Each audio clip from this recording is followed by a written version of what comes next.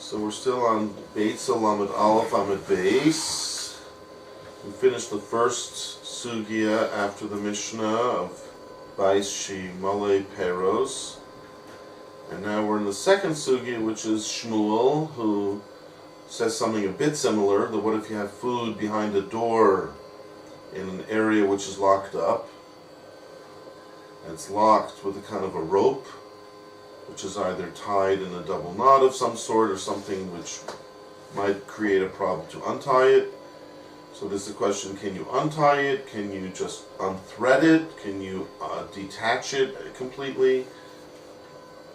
And Shmuel seems to say it depends where this door is located, and therefore what real halachic status the rope has, because if it's connected to a chamber or some kind of a storage unit which is in the ground, like a cellar or a cave of some sort which has a doorway, and this is how you shut the doorway with this rope, then that rope is part of a house technically, and to take it apart would be soiser ohel, would be destroying or taking apart a structure, which is asur on Shabbos.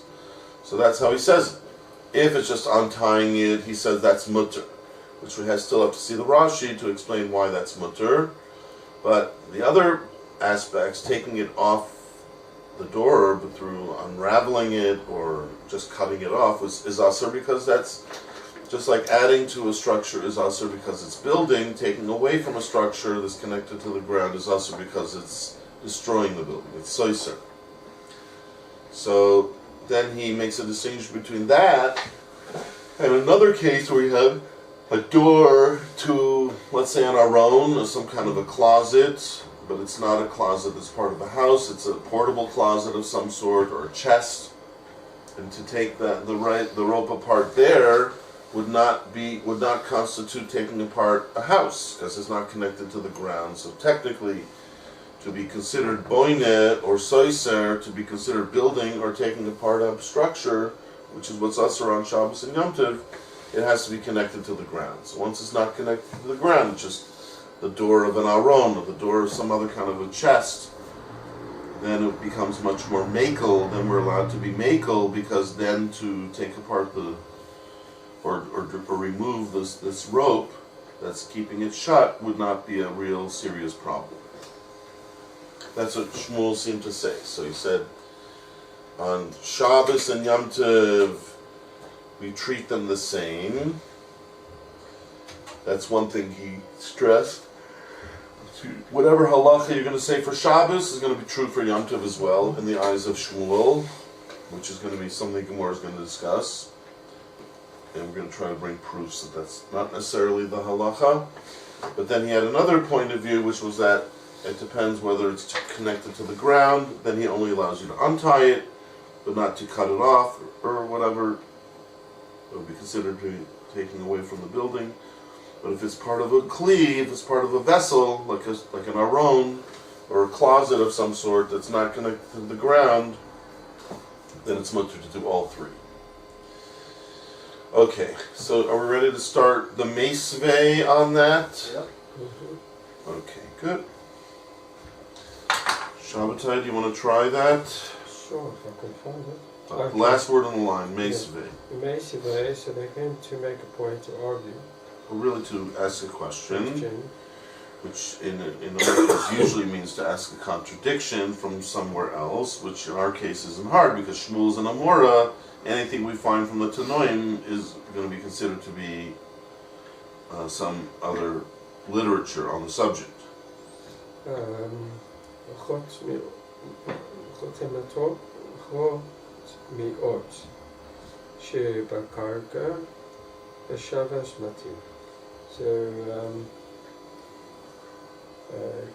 to tie something on the floor on Shabbos is you're allowed to matir, you're allowed to loosen it.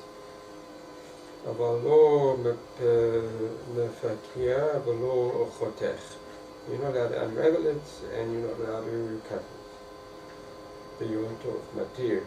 And not if you can do these things. Right? Right. So what's so radically different about this Beitsa? Which part is more of a steerer to Shmuel? You want to put one finger on Shmuel's halacha and then one finger on the Beitsa and start to see what adds up and what doesn't add up? Shmuel says within it Shibakar Kamati, he says you can untie it, that you cannot loosen it and you cannot cut it. And then you know he's talking about something that's out to the floor, right?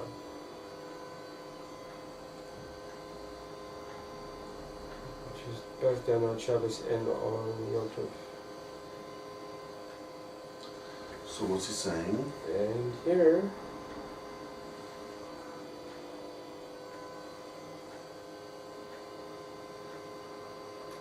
and then here he's saying that you can basically material, you can loosen it from the floor, but you can't free it, you can't cut it beyond your material. But on your Tov you can do it.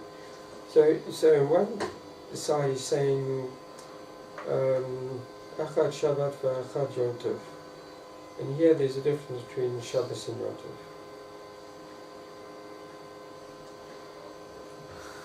Okay, so there's a difference in Shabbos and Yom Tov. That's something different than Shmuel said. He said Echad Shabbos, Echad Yom Tov, so he equated them, whatever the halachas were. What other point is different? Is that the main point? No, it's one of the points. But let's take it point by point. Shmuel said if it's Chos Moshe B'Karka, Yeah, you can. some kind of a doorway into a pit or a cellar or a cave of some sort, and he said you could be materit both on Shabbos and on Yom Tov. Yeah. Here it's saying also you could be materit on Shabbos. But not Yom Tov. What? Yes, but not Yom Tov. No. You know? No. Let's read this again. Chos Moshe Meisvei, Chos Moshe B'Karka Shabbos matir avalom avkir lachotech. Yom Tov matir umavkia b'chotech. So it could be everything. All three. All three, right. So that is the difference between Shabbos and Yom Tov. According to this price, you could be more makel on Yom Tov. Yom Tov, which makes sense, really, right? Yeah. Okay, but it's still going to be a bit of a question. Technically, we said if it's attached to the ground, it should be considered to be taking apart an ohel, as we said, a structure, which is asur on, it's one of the 39 malachas. How can we say you're allowed to do it on Yom Tov for the sake of ochel nefesh? I refer you back, by the way, to our Mishnah. Were you allowed to do that in the Mishnah? Rabbi, the Tanakh says you can. He says you cannot make a hole to remove the food, and Rabbi Meir says you can. You can't. Yeah. But was the Gemora happy with that, Sruli? No. What did the Gemora say? It's not Right. How can anyone say that it should be mutter? How can Rabbi Meir say it's mutter? And the Gemora had to come on to an akimta that what? Try to remember the lashon of the Gemora. It'll help you because it is an expression which is brought up in a few places. Avira, de, livni. Think of the woman who you hate the most in politics. Okay? It's from the word in the Chumash, levanim, Yeah. or bricks. From the word boneh, right? From that word. But they add a lamed to create the word brick. Okay? So we had to create a special kinta to get out of this problem. How can you allow someone to take apart a building just to get to the food? Isn't that really what we're saying now? Yeah. Cut off the rope or whatever just to get to the food. How are we allowing that? Just because it's Yom Tov? But we're not allowed to take apart a structure for this to get to the food on Yom Tov. If it's a deraisa, then maybe that's part of the problem. We thought it was deraisa. Maybe Shmuel looked at it that way, but this Bryce is looking at it as maybe not deraisa. Maybe it's only derabanan. And then, just like we said in Rebbe Meir, if there's no cement, then it's not deraisa.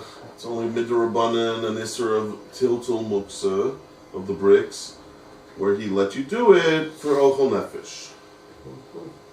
So maybe this Bryce is a similar way of looking at it in terms of the Ochel Nefesh and so forth. Okay, but so far it would be difficult to explain this Bryce from the perspective that we've had till now. But still, the main reason for the Gemora bringing this Bryce was what? Meisvei. Meisvei normally means An attack. to attack, a kind of an attack of whom? The person who just spoke, who had spoken just before Shmuel. So the actual reasoning behind the Brisa almost doesn't interest us right now. Of course, we're going to have to figure that out. But still, the main thing that would bother us is that it's a contradiction to Shmuel. And now it's not going to help to say, they're both Tanoim, because they're not. We have a Brisa that's a Tana, but we have Shmuel who's an Amora. So he can't, if we find that it's going to be arguing with Shmuel and this Tana, then we're going to have a problem. Okay, so that's one thing, right? The fact that this Brisa does distinguish between Shabbos and Yom Tov, but even more so, the distinction is that this Brisa is saying even if it's in Karka, on Yom Tov, you can be much more makel. You can do all three to get to the food.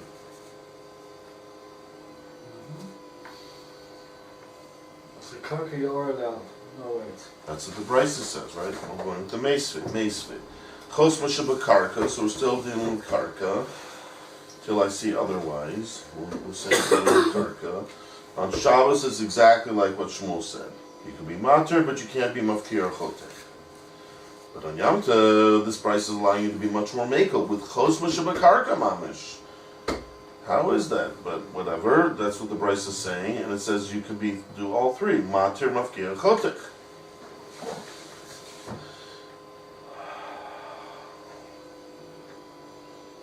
And we're going to have to figure out, because the Gemara is going to compare this to Rebbe Meir, which is interesting. The reason why you're allowed to do stuff on Yom Tov, the Gemara is going to say, is it's like going like Rebbe Meir, who said you're allowed to do a bunch of things on Yom Tov, even if it's normally Asur, for the sake of Ochel Nefesh. But I remember us saying we could only say that in Durabbanans, not in Deraisis, but we'll have to see how the Gemara, how Rashi explains. Okay? Yeah. So we either stop and do Rashi's right now to see if we can make a little bit more sense out of this Brisa, or we just appreciate the fact that there is a stira between Shmuel and this Brisa, which we hope the Gemora clears it up. So we can either go on in the Gemora to follow through with this contradiction between Shmuel and the Brisa, or we can go into Rashi at this point and see if there's any kind of explanation for this Brisa at all that Rashi's offering us. Or maybe it'll all just come out in the wash. As the Gemara continues to discuss Rabbi Shmuel and the Brisa, maybe something will become more evident about how to explain it. So which would you like to do? Back to Rashi. You're a Rashi man. You're Rashing to the Rashi. Okay, and Shabbatai, what would you like to do? Go further in the Gemara or stop and do the Rashi? I think it's nice to get the whole picture, right? Meaning, go on in the Gemara first? Yeah, to get a whole idea of Okay. what you... Okay, so right now, the main object seemed to be to show that there's a contradiction between Shmuel and the Brisa, and if so, then Shmuel should have to capitulate to the Brisa. He should have to give in and say he was wrong if a Tana is saying differently. So let's continue to follow the thread of the Gemara. Okay, you want to try it, Shirley? Yep. So it said, Notam mafkir v'chaysech, to take apart and to cut. Chaysech means to seal, right? Chotech? Yeah. Cut, chatichot. A chaticha is a slice, right? To slice it off. To slice off money, Rabbi Meir. So the Gemara is asserting now, who would be this makel on Yom Tov to allow you to do all these things, matir and mafkia and chotech? It must be, Rabbi Meir. it's Rebbe Meir. How do we know Rebbe Meir would be this makel? So Amar Av Poi Chas Lechatchila, Notel. Even to open from the very beginning, the Notel, and to take. Even to open. What? Even to Lechatchila, you let it open up. realize it's not open per se. Poches is different than poseach. Poches means to diminish. To diminish, which can mean to make a hole. Make a hole. So theoretically, it's about the same as opening up a hole, but I just wanted you to be aware that it is a different word.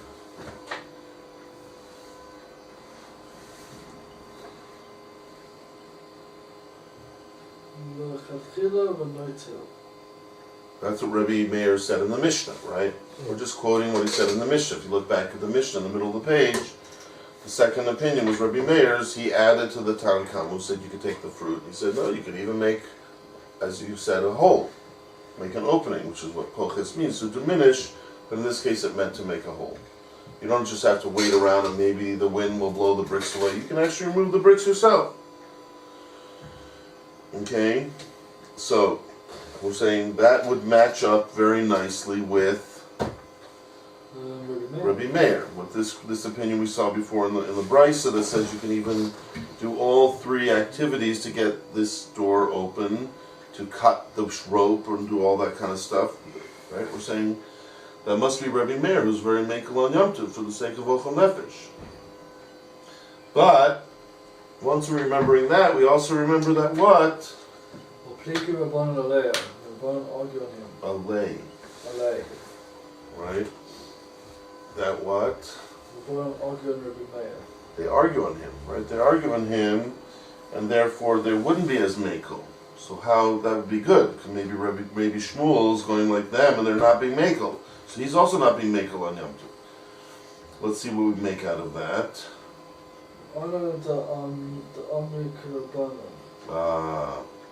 So this is Shmuel talking.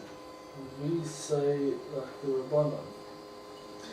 So very often when the Gemora says Ha'mani Rabbi Meir is part of the kasha. I think since we see here now he's saying, and I am going like the Rabbanan. It's Shmuel talking. So where did Shmuel start to talk? I think he started talking when it said Ha'mani Rabbi Meir. I think that was Shmuel defending himself. Now we can see retroactively that he's the one talking here. Because we see at the very end of his little speech, he's saying, and I say like the Rabbanan. That means he's been speaking now. Where did he start speaking? As soon as we quoted this Beitsa, he started to defend himself. That means just saying the Beitsa is already attacking Shmuel. The more doesn't need to explain the kasha. It's obvious. He's saying you can't do these things on Yom Tov, and then the Beitsa says you can. Yeah. So we thought, okay, good. It's a direct contradiction to Shmuel. So Shmuel defends himself. How does he defend himself? Shabbatai. He says, going with the rabbis. huh? I'll follow with the rabbis. Right. That you've quoted me a Beitsa, but you know what? This Beitsa is not going like the rabbis. This Beitsa is going like whom? Rabbi Meir. So if you want to quote me this Beitsa and you say it's against what I said, I'll agree with you, but I'll have to make a note. Who is against me? Rabbi Meir. But as long as, like in the Mishnah, Rabbi Meir was fighting with the Rabbanan, that means they wouldn't be as mekel as Rabbi Meir. They would still be machmer to not to take the bricks away, for example, to get to the fruit. So here also, the Rabbanan are being more machmer, meaning he says they would be more machmer.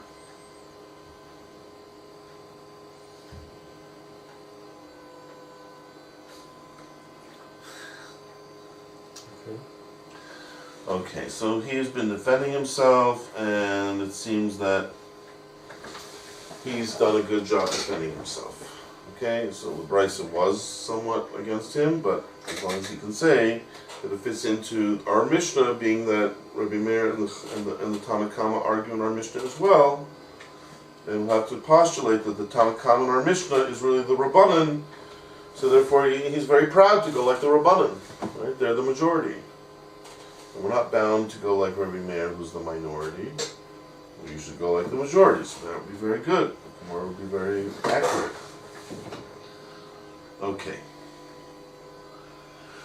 The Gemora is going to go on. It's going to bring more points of view, which we'll have to work our way through the whole Gemora. But I think now is appropriate we stop and do Rosh if it's possible. So I think we should just start out with the first wide line of the Rashis. Who would like to try the Rashis? Don't all jump at once. Who to go? Well, who just read in the Gemora? Me. You wrote. You read? Yeah, I remember reading something. Did you read? Shabbatai? I thought you were reading. I did. I started, but she finished. That's all the Rashis. So, okay. Which ones? The top wide line. So the Chosmas top right one. Okay. means holes. Chosmas are seals, right? Parmeduris. Chosmas shibakarka. Kagan dolosos pitchei baros. Kagon. Dolosos pitchei baros. The opening of doors. The doors are opening. No, those also are doors and Pische are openings. Entrances. Openings of balls. I mean, no pits. Pits. Ma'ara suragi. Kisha chavalik. Cave that are closed up with knots and ropes.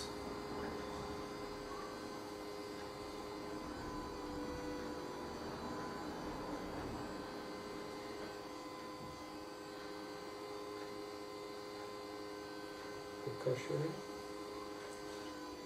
Mati, the kisha chavalik means ropes and knots. Oh, right. Matir is a kisha. Now to untie the knot. To have love kisha shel kaimahu. It's not a kisha that's everlasting. Shahar lahatir tamid hu asoi. How do you get that? The holes. Kosher behind love. Kosher shell. Kayamahu. Permanent. Sorry.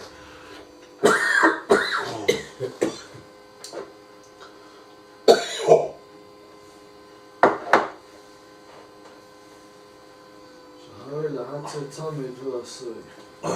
So Rosh is explaining what? Why you're allowed to untie this knot. It's probably a double knot even. Which should be a problem of what we call kesher shel kayama, a permanent knot. Yep. Like they say when a person gets married, he's tying the knot. Correct.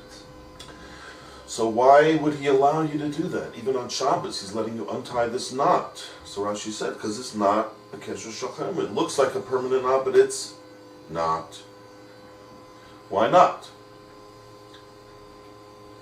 Shaharei, because behold, and Rashi, when it says Harei, is bring your attention to something you might not have anticipated. That what? It's made. To untie. That's how it's made, to open and close, right? Something that's made to be constantly opened and closed. Rashi's Hakodesh, that's not, once you tie it up, you know it's going to be untied very soon. So Rashi doesn't give a time structure. He doesn't say, well, within a day it's going to be untied. I don't know if it's going to be untied within a day. That's what we usually say today. If it's going to be untied within a day, then it's okay. Like if you tie a knot on a gartel of a Sefer Torah, you know what a gartel is, right? Correct. You tied it at Shachris. They gave you glila. Are you allowed to tie a double knot? No. Yes, because you know they're going to untie it at Mincha. So it's not permanent, theoretically. I mean, of course, I'm sure there's halachas attached to this, but theoretically that's not called permanent. And then it would be mutter.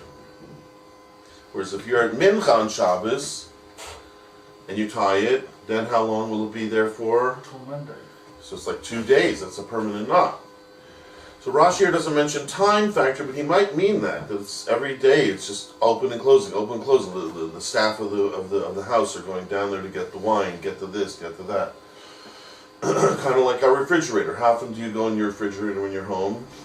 every 10, 15 minutes, right?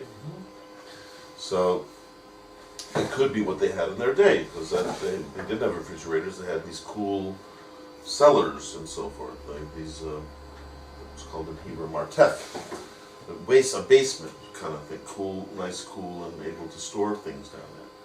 Perhaps that's what Rashi means. So it is a time factor as well, but Rashi doesn't stress that. He says it's made to be open and closed. That's how it's made. So as you're tying it, you know it's going to be untied. As long as you know that, it takes off this halacha of kesher shel kayama. So that's the basis of this whole sugya. That's not even a question. Untying this knot, nobody says is asur. Not the Beitsa, not Shmuel, not on Shabbos, not on Yom Tov. Nobody said it's asur. Why is everyone so happy to untie a knot, like a double knot? Because Rashi is made that way. Therefore, it's never made with an intention to be left permanently, and therefore, not a kesher shel kayama. It's not an isur deraisa. That's for sure. But next Rashi.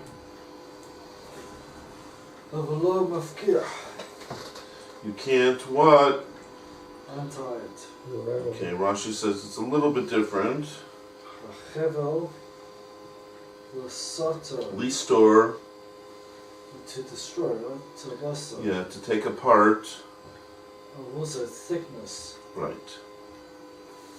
You know what that means? Nope. Dilasa means it's big, right? It's from the word big, but it's a borrowed expression. It's when you take hair, for example, and you braid hair. You ever seen a girl braiding her hair or braiding another girl's hair? It becomes like this, it's like building up this thick, right, clump of hair that's all braided up together. Yeah. That's called the gadel. It's also called the gadila. So I think rope is made that way. You take one strand and you kind of wrap it around another, so you get these big thick ropes. But if you look at it closely, it's just a bunch of strands braided together. So I think that's what he's saying, to take that apart. As I think Shabbatai used a good verb for that yesterday, unravel. I don't know where he saw that, but I agreed with that translation, unravel. Right? Because it's not really cutting the rope, it's just unraveling it. Instead of being 20 strands all bound together, a nice strong rope, you take one strand off, you take another strand off. The truth is our tzitzis are the same way. If you look very closely at your tzitzis, sometimes the end of your tzitzis get frayed, and you see it's a few that are all twined together. That's how rope is made. That's how strings are made. That's how rope is made. So what's the sentence? To unravel? Yeah. To unravel its thickness and its braidedness, or its intertwinedness. That's what I was saying. Gadila is like a braid. So how are we going to apply the word braid to rope? To either ravel or unravel, as it said. To debraid. Yeah, kind of. Although most people don't look at it, rope as being braided, but it's pretty much the same idea as when you braid a woman's hair. You take one part, wrap it around another, and wrap it around the third in a very systematic way. It makes a nice thick rope, basically. So that could have been another way to get it open, right? You can't cut it, you can't do this, if you don't want to untie the knot for whatever reason. Like Rapunzel's hair. Yeah. So if you unravel it, you just take one strand off and another strand off. And slowly you'll get it off, it will remove the rope. It will remove this lock. This lock is made out of rope, so this lock is going to succumb to the unraveling. Okay, weiter.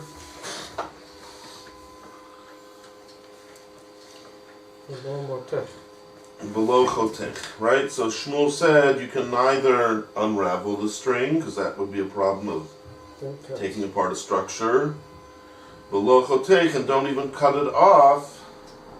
Why? Chotech means the high. Don't cut it off. You reading Rashi? No, you're reading. The hastirut, stira. It's taking apart a structure. Taking off that string that's holding the door shut. If you remove it from the door, you just did what's called stira. You took apart a structure. Is that a problem? Yes, both on Shabbos and on Yom Tov. Because what? Yesh stira b'binyan shel karka. There is a problem of taking apart a building in the ground, right? Right. Sheltering it. That is by definition when you have a problem with binyan and stiras, when it's attached to the ground. I think that's what Rashi is saying also.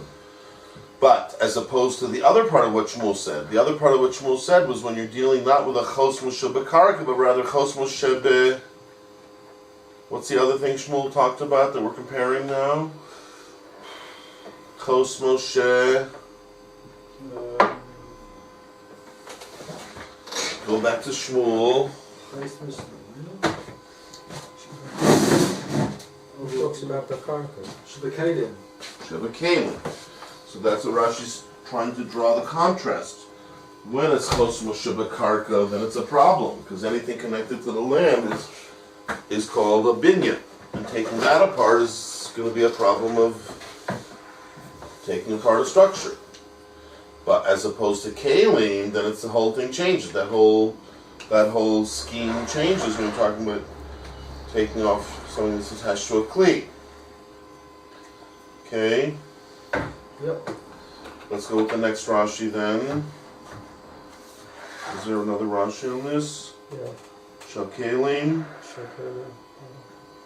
For Shakek going Teva Nu'ula. It's tied, Aide Kesha. What's a teva? A box. Okay, which is Tied. no. Nu'ula means it's locked. A manul in modern Hebrew is like manel, is a lock. Aide Kesha. Nihila. Hmm? Nihila. Ne'ilah, that's right. That's what happens when we finish Ne'ilah. Hashem is locking the door to the special place that's open during Yom Kippur, of Kippur and everything, right? Chevel Matir. Okay, so just a second. Teva ha'ne'ula al yedei Kesha. kesher chebel. You have a box of some sort, or like we said, an aron, a proper Israeli closet that's attached from the ground. And it's what? It's na'ula, it's Locked. locked up. How is it locked up? Al yedei Kesha. kesher chebel. Kesher is a knot. Cord. What? A cord. Of a rope, right? Right. A knot that has been tied with a rope.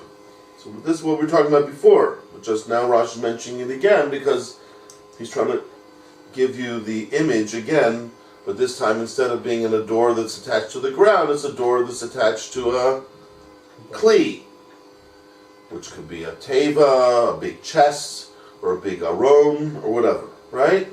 Yeah. So that's the big difference. Now it's not attached to the ground anymore, so there could be more leeway. So therefore he says, matir, we're in the Rashi, Matir. first word on the line, matir, 3 lines from the bottom of the Rashi, Fkia V'Chesed. the 3 things, right? This is in Shmuel, he's saying it in Shmuel, right? We're allowed to do all 3, right? Yeah. Right. Okay, keep going. Instead of Kalim. There's no Isser or Malacha called stira, taking apart a structure in regards to keli, vessels, right? Utensils. Which is another way of saying, when is there a problem of building and taking apart? When whatever you're dealing with is attached to the ground. So we could say it that way, or we could say it the other way. So if you're dealing with a kli, which is by definition not attached to the ground, there is no binyan v'stira. There is no problem of building or taking apart.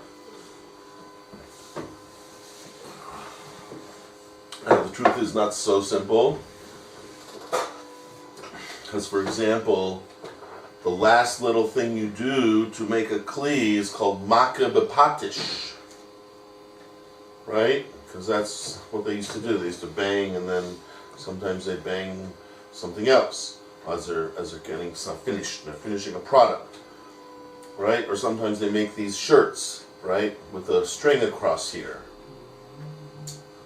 and you can't put it on or take it off when the string's there. Right. To take that string off, you're finishing a garment. Some people say that's the problem with taking off a cap, right? Unscrewing this cap, it's all one plastic unit, it's not a finished product. When you fit and you twist it, you make a finished product, you're doing the last little bit to finish it off. Some people say, that's a problem, that's a malacha. Obviously some people don't hold that way, but whatever it is, that's what we're talking about. There's no essential problem of binyan mystir, but there could be other problems. Could be makkah b'patish sometimes, could be other things. But here we want to cut a rope off and open this chest or open whatever. There's no problem. You can untie the knot, you can unravel the string, or you can even just cut it off. Right? Or as we say, cut it out. Yeah. Okay, now, the next Rashi is hopefully going to lead us into the Mesve. You want to try it, Shabbatai? Where are they now? Third line from the bottom. Right, Mesve. So we saw this in the Gemora. The Gemora asked a kasha on Shmuel from a Beitsa. And what do we remember from that Beitsa before we see Rashi? That what was wrong with the Beitsa, so to speak, that was in contrast to Shmuel? First of all, the Beitsa distinguished between Shabbos and Yom Tov. Right. Second of all, it said on Yom Tov, you could do anything you want. You could do all three of these activities, right? Which was against Shmuel, who said no. Both on Shabbos and Yom Tov, you can only untie, you can't do anything else. So the Gemara says, Meisve, let's see the Rashi, Mesve chotemot shebakarka etc. beyot matir umafir V'choteh. choteh. So we can do all three.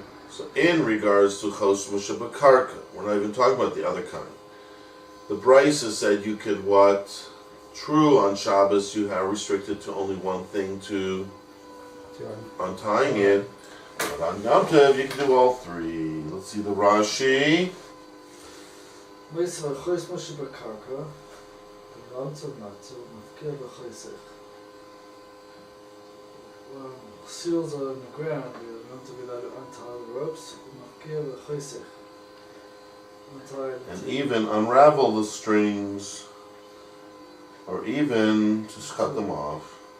Alma means we see chosmos hakisharim, seals that are of knots. Aim by him shum stira. There's no problem of him of stira b'toraisa.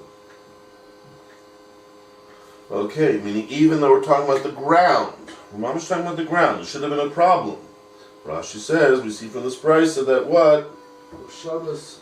There's no problem of stira midaraisa, right? Because if it was stira deraisa, would that be allowed on Yom Tov? No. Even Rebbe Meir wouldn't allow that. That's what Gemora said before.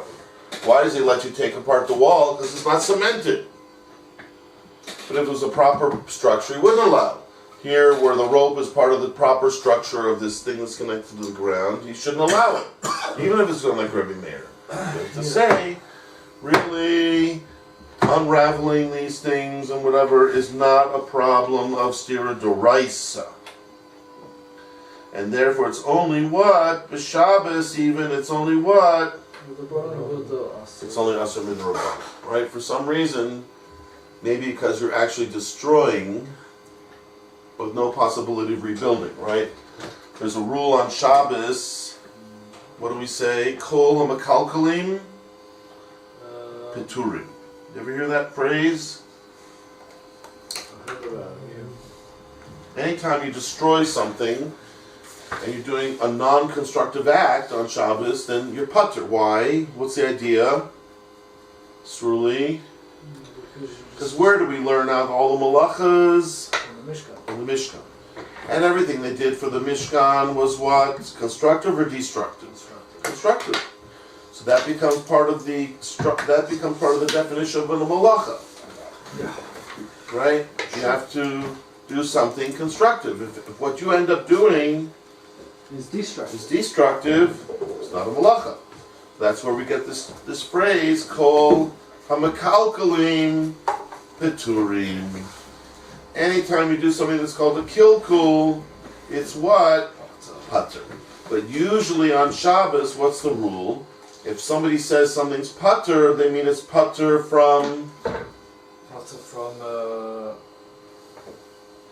You know, Shabbatai? I'm not sure I understand the question. If somebody, like here, Rashi just says something's pater.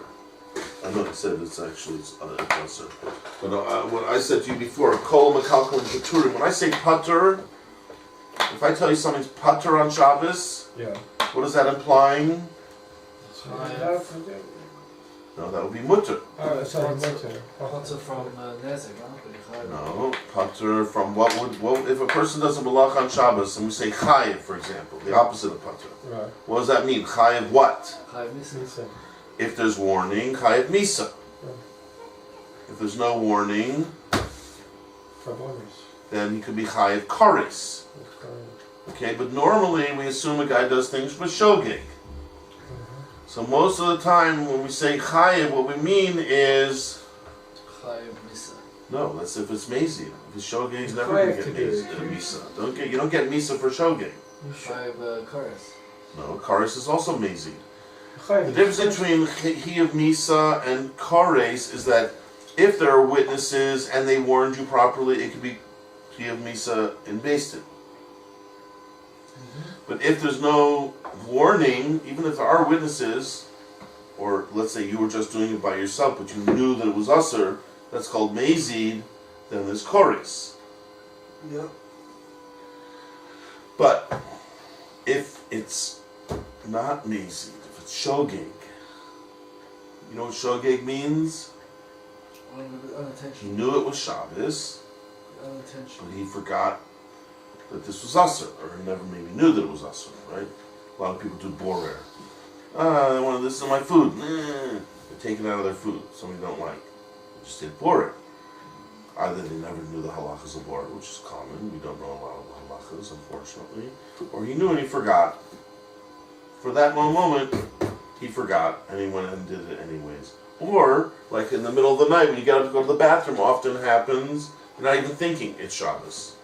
You're just thinking bathroom, sleep, and your hand goes up and it turns on the light.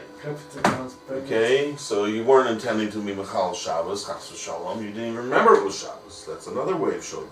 You didn't remember. Either you didn't remember it's Asr, or you didn't remember it's Shabbos.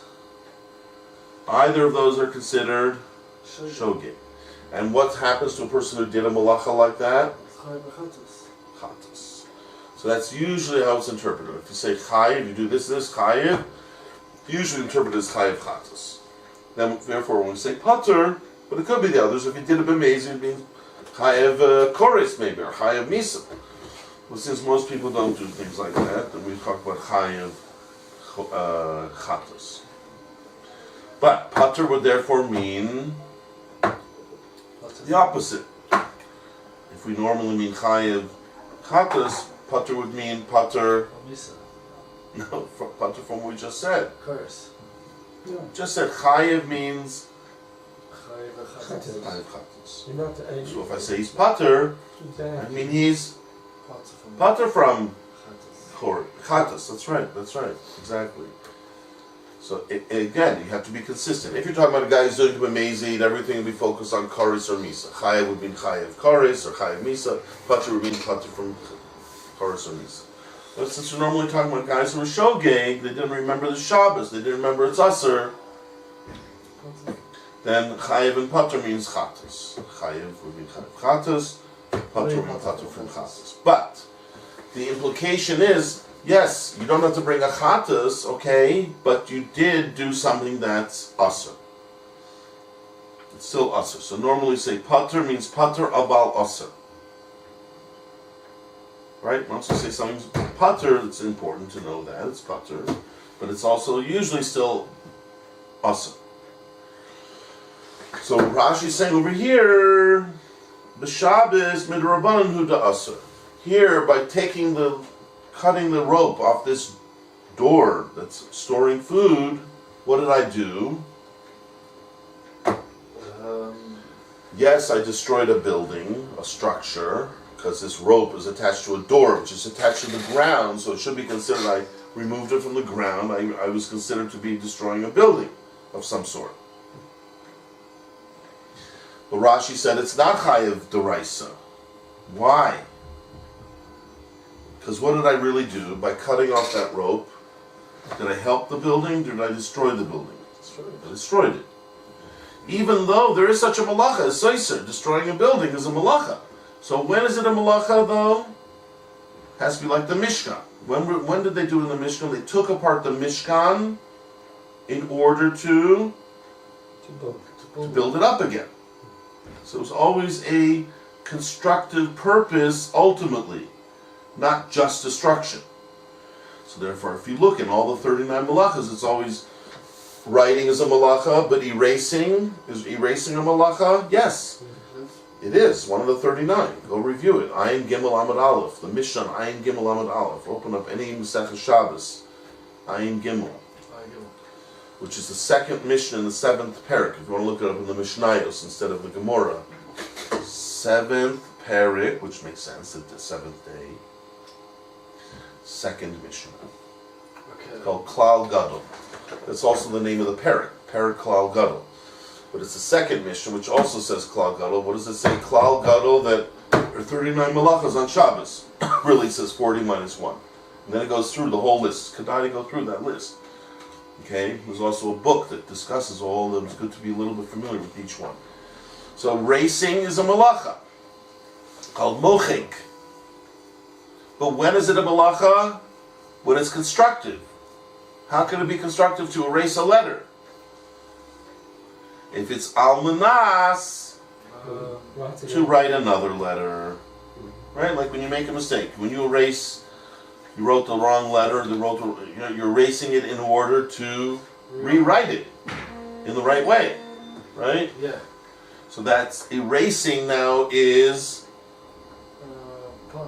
constructive. Why am I erasing? To do something positive, to write the next word. Same thing with Soiser, taking apart a building, the same thing. It could be considered destructive, it could be considered constructive. What will make the difference? What were my intentions when I destroyed it, right? Here, when he takes apart the string, or he cuts off the string from this door to get into the side, to get, right, what's the food you most enjoy on Yom Tov? Question. It's hard to know. Depends. I'm only asking you, I'm not asking anyone else. What food do you like? Come on. Meat. Meat. Okay. So let's say meat is stored down there. So you're trying to get to your meat. I need meat for Yom Tov. So am I allowed to untie the knot? Yes, according to everyone. Am I allowed to cut the knot, cut it off? According to Shmuel, no. Even on Yom Tov, no. According to the Beitsa we just saw, it depends.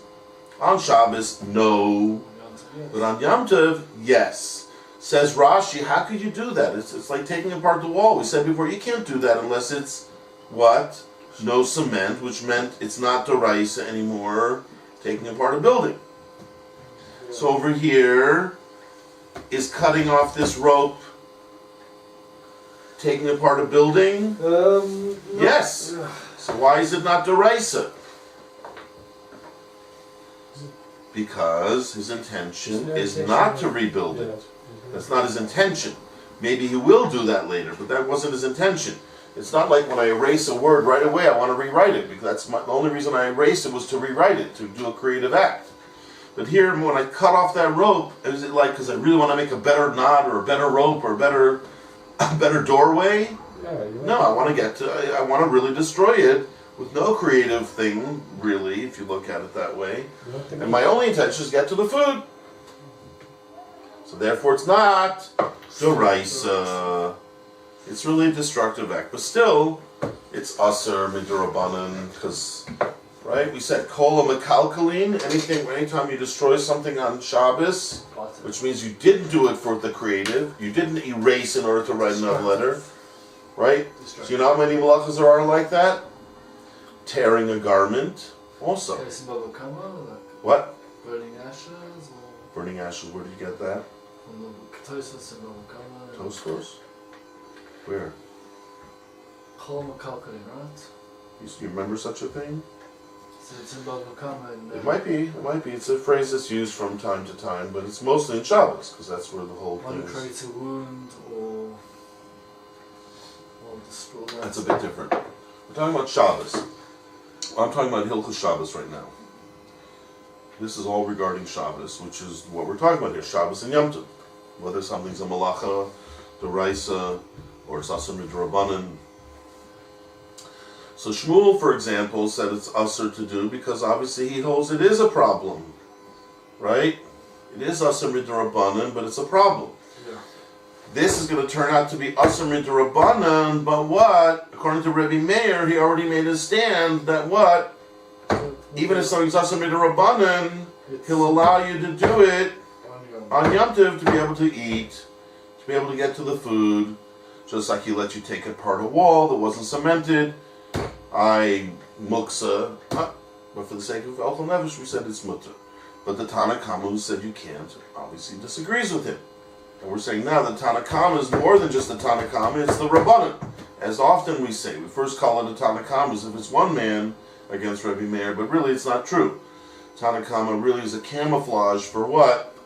The Rabbanan, or the Chachamim, the majority. So therefore, Shmuel says, you're right, you found a Bryce against me, but that Bryce is clearly going like Rebbe Meir. Correct. Because it's being makel with something that's normally asur midrabanan on Shabbos for the sake of Ochel Nefesh. Sorry, on Yom Tov for the sake of Ochel Nefesh, but not on Shabbos. So Shmuel says, but I'm being machmer on Yom Tov, I'm not letting you do it on Yom Tov. Why? Because I hold like the Rabbanan. So just like in our Mishnah, Rebbe Meir said you can take the wall apart because it's only asur midrabanan, and for the sake of Ochel Nefesh I let you. But the Tana Kama, who we're now saying is the Rabbanan, would say what? Not allowed. Not allowed. Because they say it's an asur midrabanan. We don't just matter everything midrabanan just for Ochel Nefesh, right? There are many things that are still asur midrabanan despite Ochel Nefesh, despite the fact you have a simchas, a chiyuv, simchas Yom Tov.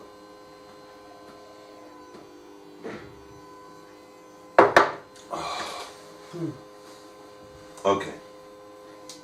So far so good. Right? And this beautifully fits in to the sugi that we just had, where we explained Rebbe Meir, and then we had the Mishnah before that. So now we're saying that's exactly true. A brisa that you found is going like Rebbe Meir, and I, Shmuel, hold like the Rabbanan. So I'm okay.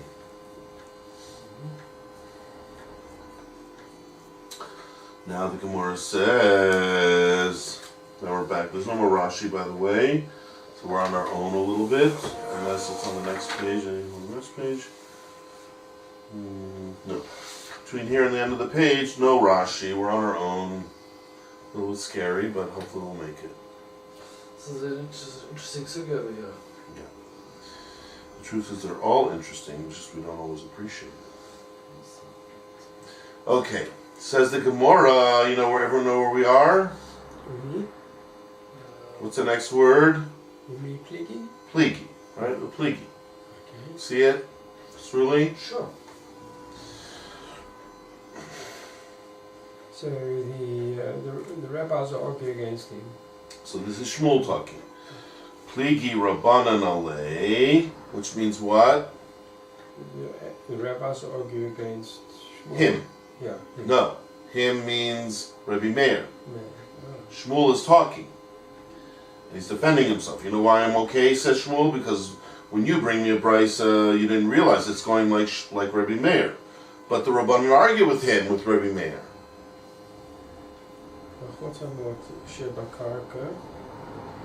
Where are you? That's the next word. Oh, no, that's from me. Pligi Rabbanan alei. I'm on the Pligi Rabbanan alei. Yeah. The Ana de Amrika Rabbanan. And I, says Shmuel, I go like the Rabbanan. Oh. Now the Gemora says, what's the next word? Sruli. Oh no. Wow. What do I feel you're not following? Tough day today. Yeah. Well, since there's only 6 minutes left, can you gather up all your strength Yeah, and be a gibor for 6 minutes? I could. That's good. Let's try. Oh no, I'm going to kill Rabbanon. I'll say like Rabbanon. Yeah. Now, where it says, so Shmuel's okay. Shmuel has defended himself adequately. However, the Gemora is not ready to give up. Gemora says what? We kick your Rabbanon Aleya? Alei. Alei. Right? In Hebrew you'd be right, Aleha. In Aramaic it's just one syllable, Alei. Does Rabbanon argue on him? Right. Now, what are we saying? Do the Rabbanan really argue with him, with Rabbi Meir? Right? That's what we've been saying. They argue with Rabbi Meir. Do they really argue on Shmuel. Be Chos Meshabakarka. in the subject of Kos Mushabakarka? Because we're saying Kos Mushabakarka should be considered Binyan Mamish. Yeah. Right? Now you're really saying they're arguing about that? That's a big Kiddush. I thought everyone should say it's Asa. But the Gemara is questioning it. Why? Because we have another Beitsa. So it's going to turn out that there's much more archival evidence to be had over here. So we bring up another Beitsa now. Okay, so in the end of the day, we're going to have a number of Beitsas and Mishnahs and things that have to be compared to one another. Right? So we already had one Beitsa, right? Now we have a new Beitsa. Okay, just pay attention. We're just getting our second Beitsa now.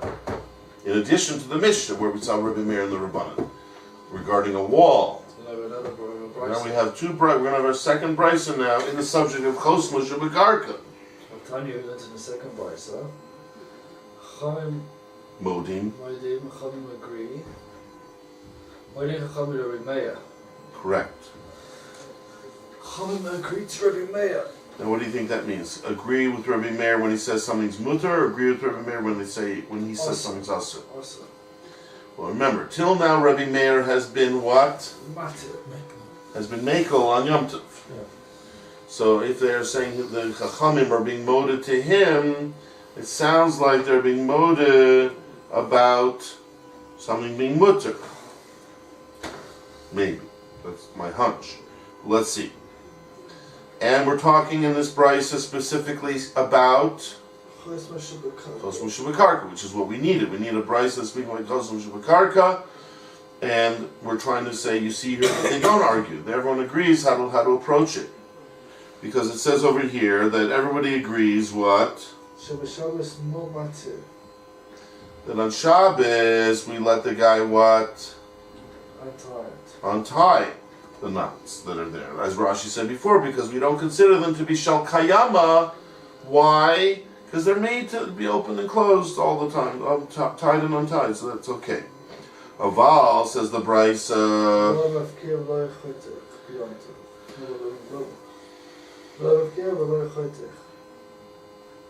that's right. So the first thing was on Shabbos, right? Then we say untie the knot if you want to get inside the door, but don't do the unraveling and don't do the cutting. And don't do the cutting. Okay, that was on Shabbos. Now, so far everybody has agreed on Shabbos. That's the halacha. Shmuel said that. The Beitsa said that. Now we're having again another Beitsa saying it. Good. That part doesn't interest us because that's where everybody agreed. But here comes the Kiddush. But what? B'Yom Tov. Matir. Matir. Right? You're allowed to do what? All three. Now, who's speaking here? No, it says the Chachamim are moded to Rebbe Meir. Do you catch that? Yes. Read the Beitsa again. Meisvei. I'm sorry. Vatanya. What does that mean? That means who are we speaking according to here? Everybody. Chachamim and Rebbe Meir. And what do they all agree about? Regarding Kos Mushabakarka, which is our subject matter, ropes that's been tied into knots that keep doors shut that are connected to the ground, and you want to get in to get the food, we say, everybody agrees, Shabbos, Matir. only matir. We'll only let you untie it, because Rosh is not even called a permanent knot. But you can't unravel or cut. Now that everybody agreed with. That's not a chiddush. But look at the chiddush, and it says what? On Yom Tov, you can both untie it and unravel it and cut it off. Yeah. But you're cutting it off a door that's attached to the ground. Is that only Rabbi Meir who's being makel there? No, it's also Chachamim. It must be the Chachamim, because the Beitsa started by telling me what? The Chachamim agree with Rabbi Meir. Sounds like everybody's saying this.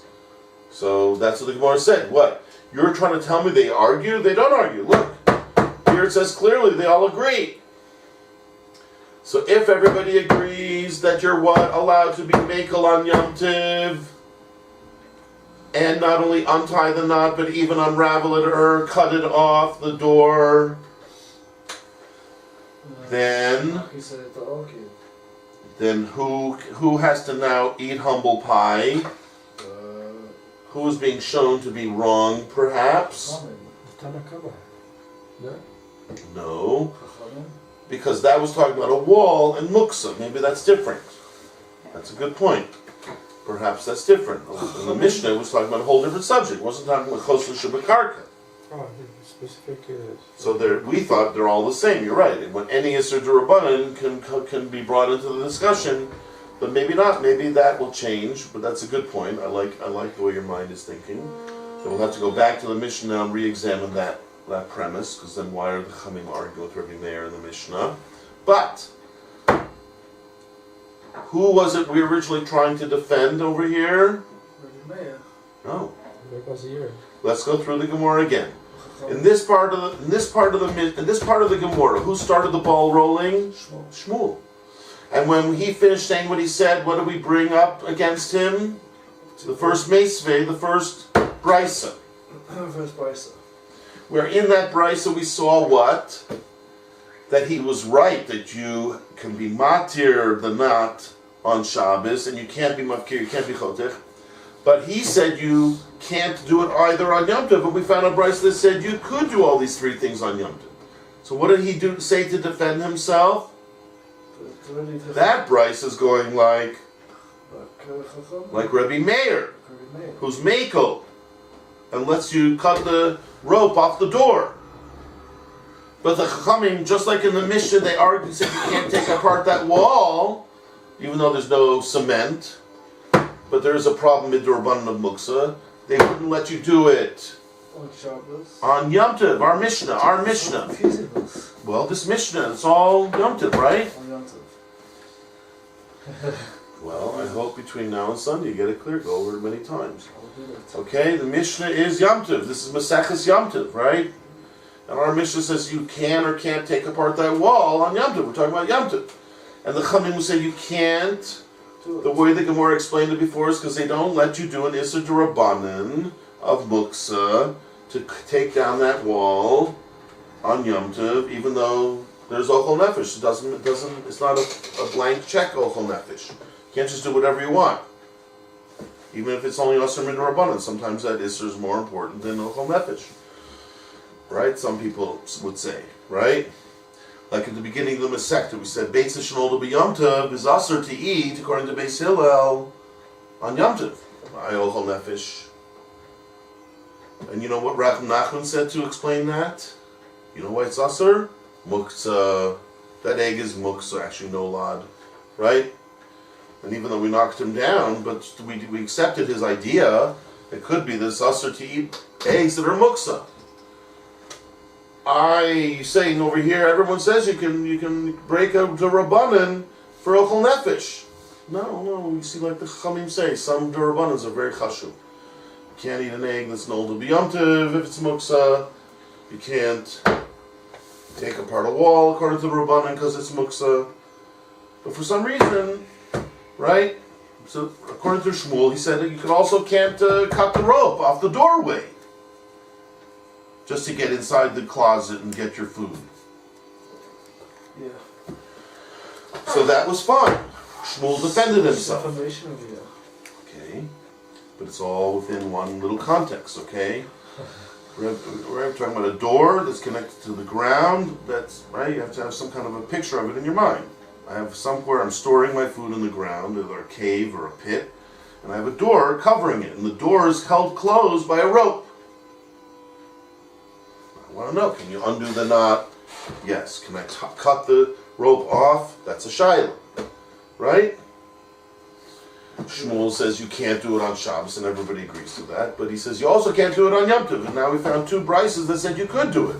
So Shmuel is back on the ropes. Shmuel going to have to defend himself. Okay, guys. Shkoyach.